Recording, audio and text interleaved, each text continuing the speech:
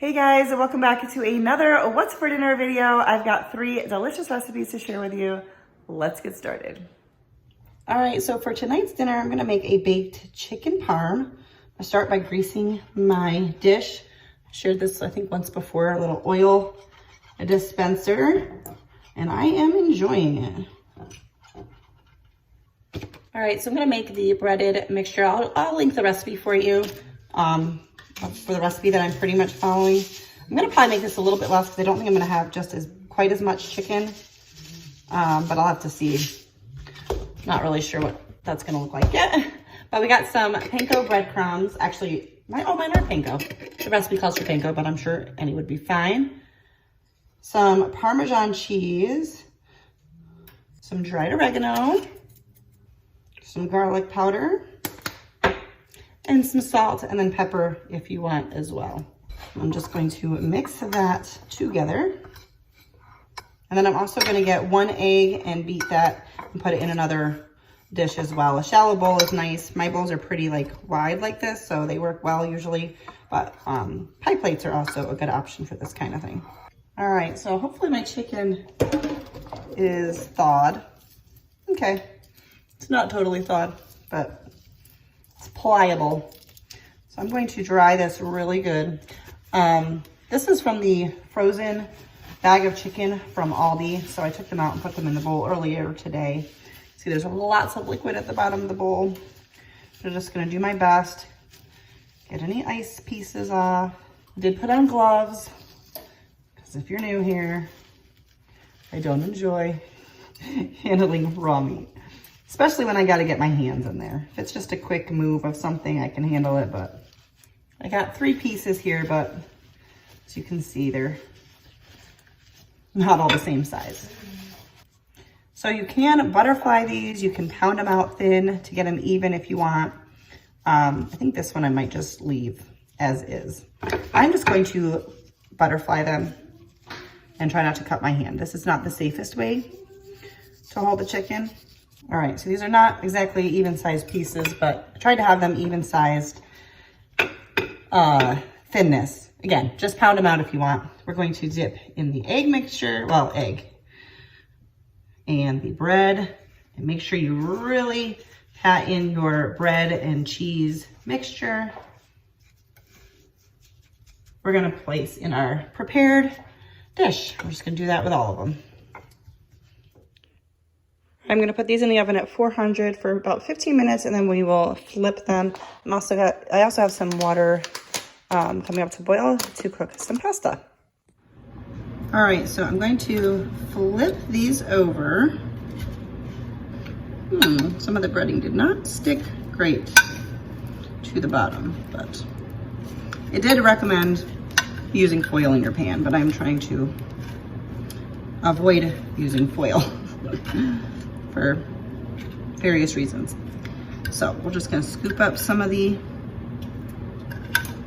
missing breading, put on some marinara sauce. This is gonna be whatever your choice is. I like the organic marinara from Aldi, personally. We're gonna top with some mozzarella. All right, and I just switched the oven to broil, and I'm gonna pop these in for 2 to 3 minutes. All right, there it is. I topped it with a little bit more Parmesan, and we're also gonna be eating this with a side salad, but that's already on the table.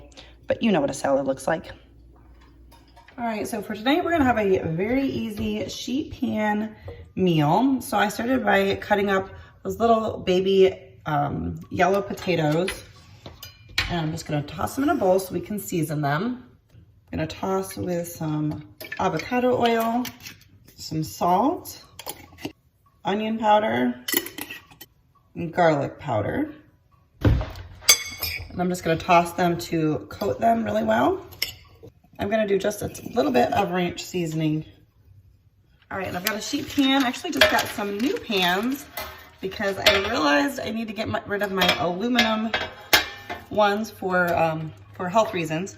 So I was due anyway, so I got some new stainless steel ones. I am gonna just line it with parchment paper, although I feel like I would be okay. I think it's gotta go this way. I think I'd be okay without it. I could just grease it, and at some point I'll experiment with that. But for now, we're just going to lay down some parchment paper. I'm probably gonna have to use my second sheet pan too for everything. But I just wanted to use up the rest of the potatoes I had on hand. So spread them out in an even layer, and then we're gonna do the next. All right, we're gonna do the same thing with some carrots that I've cut up, some avocado oil, some salt, garlic powder, onion powder, whoa, almost dropped that, and some ranch seasoning, which also does have garlic and onion powder in it. But now how long this takes is going to depend on how big you cut everything, but I'm gonna try to get it all done at the same time.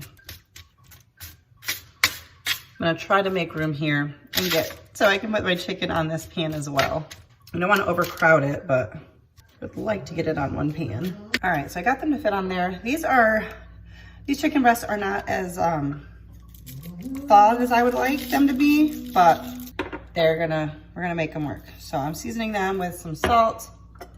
Oops, I didn't do both of them. Onion powder and garlic powder. And I'm gonna put them in the oven at 425. And I'm thinking it's gonna take about an hour, but we shall see. About halfway through, I just flipped over the chicken and seasoned the other side, and then I've stuck a meat thermometer, which is why there's holes in them, and just left that in until the chicken was done.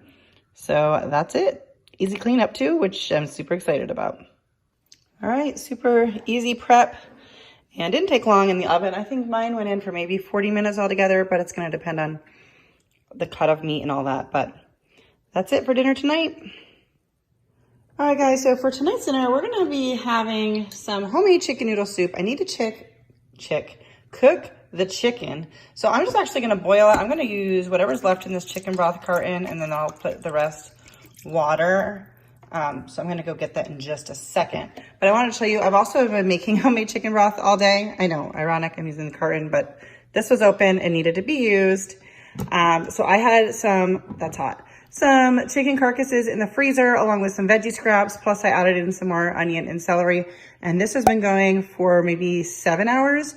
I'm gonna keep letting it going. I feel like that's not saying it right.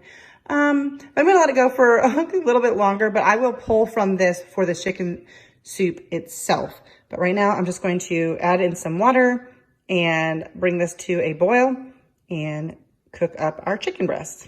All right, it's starting to come to a boil, so I'm going to drop the heat down and cover it and let it go. I'm thinking the boneless, skinless chicken breast will probably only take 10 to 15 minutes, somewhere probably around 12 or 13. We'll get those cooked, and then we will get to cooking the soup itself.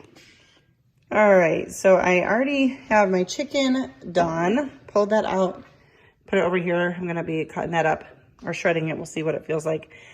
But now I'm going to work on the soup. I've already got my onion cut up. I'm doing about a half of an onion. I'll get the rest of that out in just a second. And a couple stalks of celery. And my onion and celery, I like to be cooked very, very well. This is not even hot yet, so. But I'm going to get that sauteing and get them nice and translucent. All right, so they've even started to get a little bit brown, but that is just fine. They're nice and caramelized. Sorry, we're steaming up. I'm tossing in some garlic, and I'm just gonna toss that for a